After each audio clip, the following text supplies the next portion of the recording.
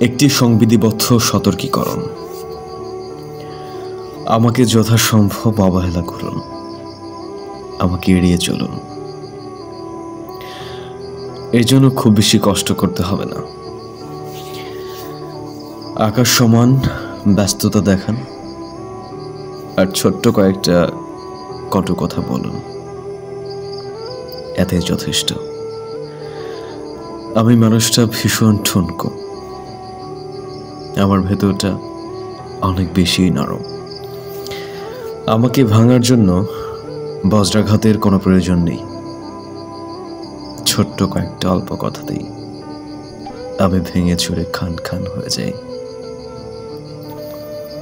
আপনি চাইলে আমাকে যত্ন করে ভাঙতে পারবেন,